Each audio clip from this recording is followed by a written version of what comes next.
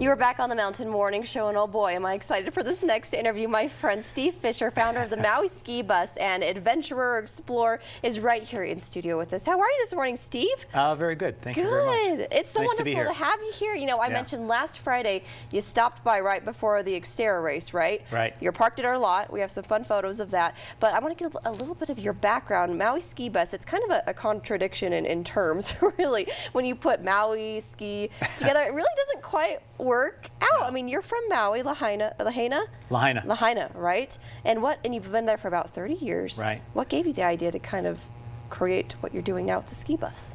Well, I've always loved snow skiing. I've traveled all over the Western USA. I've been to Europe and been to New Zealand. So I consider myself kind of a ski bum, but I live on a tropical island, and the two of them kind of don't fit. So I got this crazy out-of-the-box idea to combine the two and be a tropical ski bum. How would it be? How would it be, guys? Yeah. Quite the adventures, I'm sure. And you brought your coat in here. I mean, he has a lot of interesting other backstories that we're going to go into in just a minute. But before we get to that, like I said, you've been to 104 ski resorts for your this last tour with the Maui Ski Bus. Your in first 2012.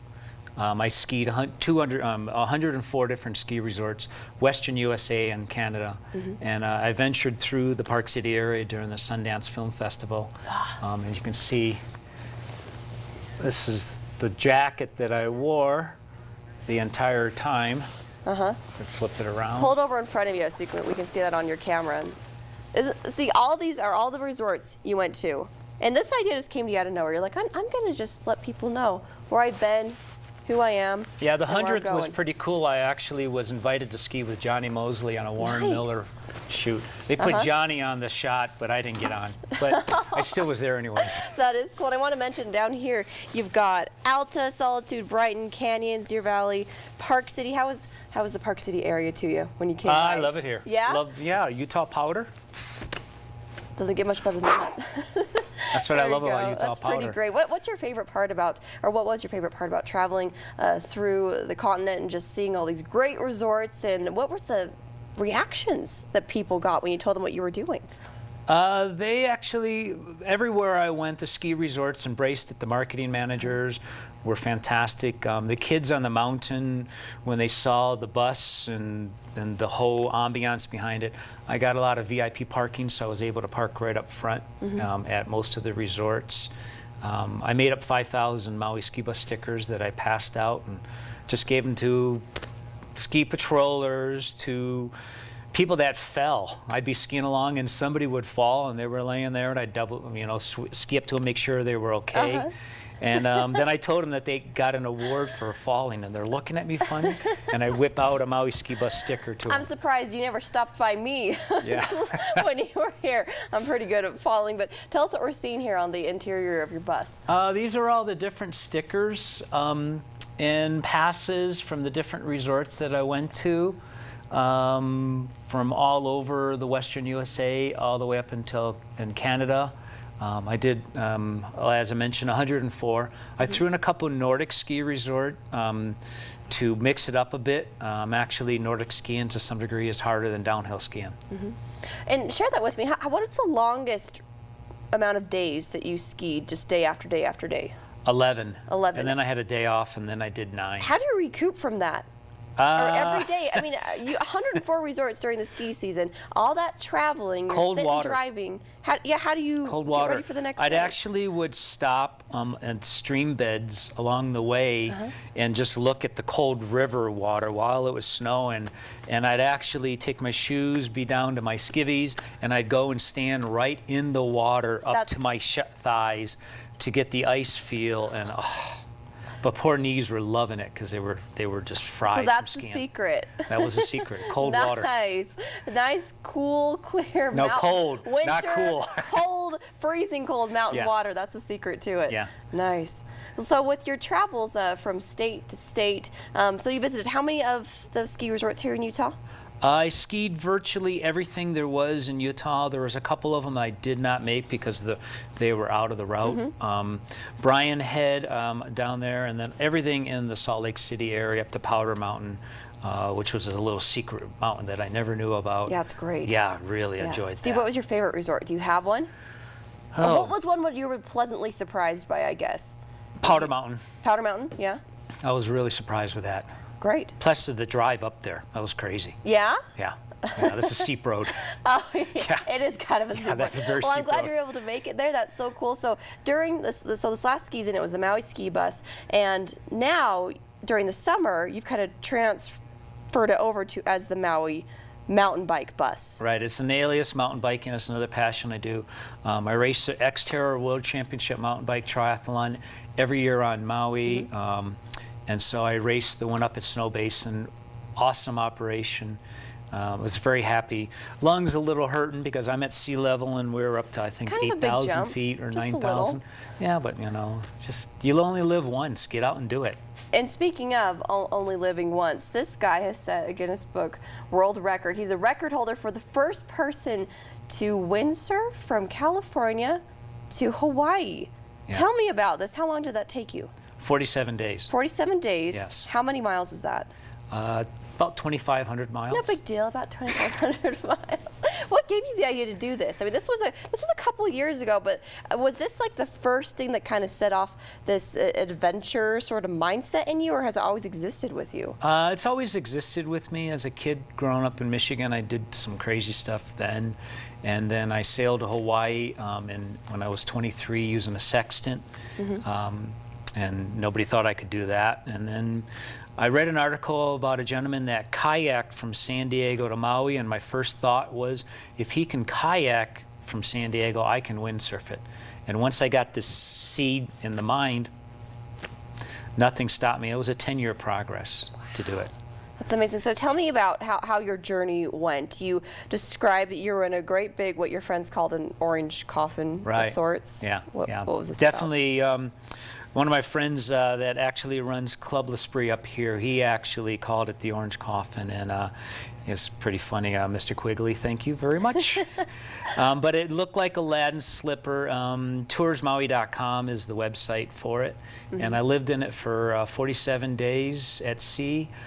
Solo was pretty awesome, enough that I would leave tomorrow and do it again. Really? Yeah. So my first thought when he brought this up, I thought of, have you seen the movie Life of Pi where he gets like stuck out in the ocean? I didn't have a tiger, but I had seabirds. Well, yeah, explain this. Well, that was my first thought. Like, were you, like, how did you deal with the, not just the physical issues, but just mentally? What kept you sane? I mean, you've mentioned some people call you crazy for doing these things, but I think it's spectacular what you're doing. But what kept you sane during those 47 days?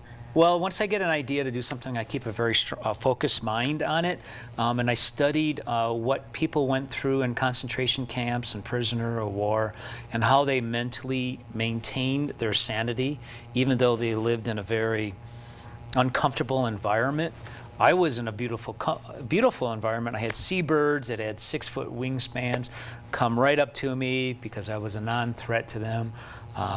Dolphins and whales and mermaids out there. Really? Oh, yeah. Okay. Oh, yeah. You have proof. Oh, well, I don't have proof. Yeah. Or that. That's a secret. Oh, okay. Okay. Well, did you deal with any sharks? That was my question. I had one shark. And what happened?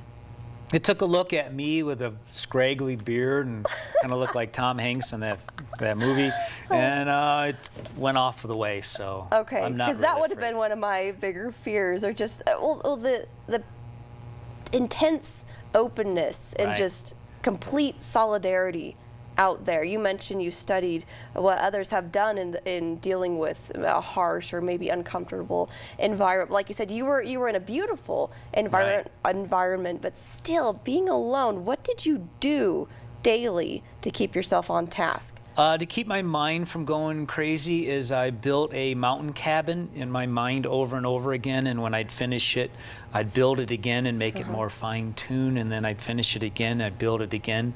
So the fireplace actually has a little baking oven for bread. So can you imagine the bread? Can you smell it?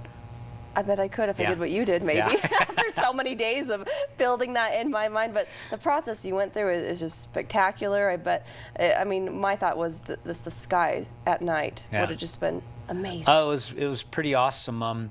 One particular night I was windsurfing. It was perfect winds. For some reason, they did not come to the surface of the ocean, but they were like 10 feet above, so I had perfect winds. And the whole ocean had this phosphorus plankton. So it was like and it was glowing. It was this kind of a yellowish, greenish glow, and it was almost like I had this glassy ocean that was lit at nighttime, and I had the stars above me. It was pretty That amazing. is so beautiful. It sounds like such an amazing experience. We can't forget your dogs. I want to talk about them really briefly, and also Hi'ilani, your macaw that mountain bikes with you. We have some photos of this. When he sent me these, I was like, what's going on I have here? some animals that are just as equally crazy. Well, you guys make good partners in crime, I think. Tell me what you guys are doing That's here. the Xterra course on Maui with a nui nui in the background, a rainbow. And that's Hi'ilani. He's a 3-foot-long macaw, and he loves to mountain bike. Absolutely loves it. I do pretty intense biking. He's done not the Xterra race, but he's done the course with me, and he just sits there. He's not tied on, and if I don't take him, he sits and screams in his cage. So you mentioned before he would be kind of jealous if he knew you just did this last weekend. So we're not bringing that up with him when we get home, right? Yeah, he would be mad. And I want to mention really briefly too, with the minute we have left, you have 2 dogs that also made a world record. Yeah, this is they're 96. Not here with us anymore, yeah, they're passed away. Gypsy and Kai, 9.5 miles world record swim. I swam along with them, and the Humane Society knew about it. Wanted to make sure I knew about that. Okay, wow, that's amazing. Last thing for you, Steve, with all that you're doing, what's kind of I mean, you mentioned that you kind of have this very adventurous spirit. You love doing these things. In the couple seconds we have left, share with me, what is the reason? What is the mission behind what you wish to share with people in doing these things? Be active, get out, live a healthy lifestyle, eat healthy, turn one day a week into a meatless day, meatless Mondays, one day a week, have the kids sodaless Saturdays, and then do one day a week or try to eat raw and lean to more of a healthy lifestyle. And if you fall off it, don't worry about it. Just get back up on the wagon and go for it. And maybe while you're at it, you can achieve a world record like Never know. You never know. Thank you so much for your time. I really appreciate you being here. You can go online where to find out more information? MauiSkiBus.com, and the United States Ski Association wants to be part of MauiSkiBus. Xterra wants to be part of MauiSkiBus. And Best Friends in Southern Utah is going to be a beneficiary nonprofit of MauiSkiBus 2, which will happen the winter of 2014-15. So we're going to do it again. We'll honk or wave if you see him rolling through town in the MauiSkiBus or Maui mountain bike bus. Maui mountain whatever bike, whatever it happens to be. All right, well, thank you so much, and we'll be right back after a quick break to end out the show. Aloha.